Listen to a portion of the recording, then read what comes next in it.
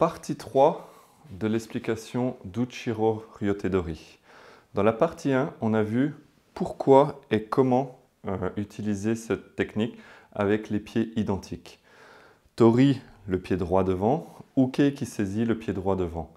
Dans la partie 2, on a vu Tori, le pied droit devant, Uke, le pied gauche devant, une inversion de pied. On a vu avec l'ensemble de ces deux vidéos que l'utilisation d'un bras ou de l'autre par rapport à Uke va être dépendante de cette position à cause de la position du corps d'Uke. Si vous avez les deux pieds identiques, vous allez pouvoir jouer sur le bras supérieur et travailler majoritairement des techniques d'immobilisation, Ikkyo, Nikkyo, Sankyo, Yonkyo, etc. Si vous avez les pieds inversés, vous allez pouvoir principalement jouer sur le bras inférieur et travailler principalement sur les techniques de projection, Nage-waza, Kotegaeshi, Irimi-nage, Shiro-nage ou Dekime-nage, Kokyu-nage. Maintenant, une importance et une compréhension à avoir par rapport aux différents niveaux de progression, Kotai, Jutai et Kitai, et qu'en Jutai, on va retrouver cette compréhension à un niveau supérieur. Pour rappel, on va commencer par expliquer à quoi correspond une saisie Uchiro Ryotedori en Kinonagare.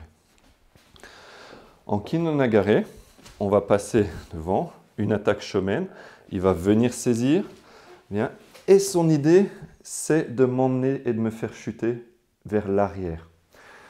3 temps dans l'attaque. Vous avez le premier qui va venir saisir.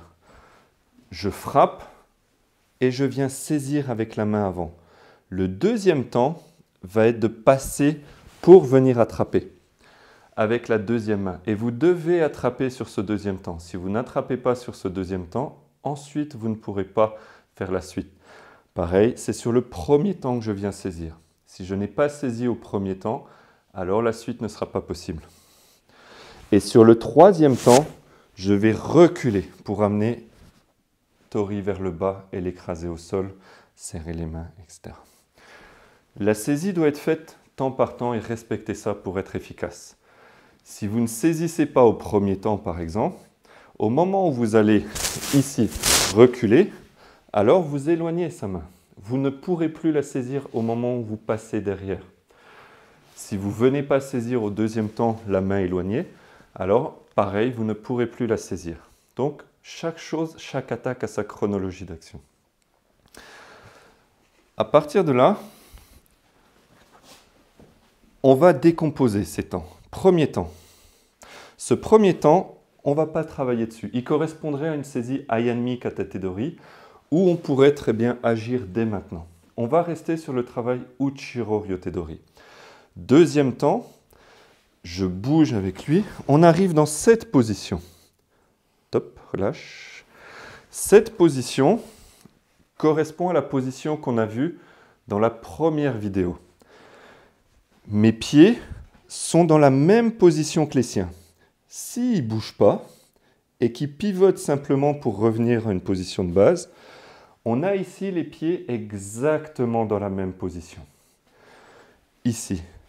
À partir de là, ce premier temps de l'attaque, ce temps où il vient saisir ma main, correspond exactement au temps d'apprentissage où les deux pieds sont la même position. Si la technique continue à se dérouler, temps numéro 1, il saisit. Ayanmi Katatedori, je ne fais rien. Temps numéro 2, il saisit. Temps numéro 3, il recule. À partir de là, je suis dans la position inversée.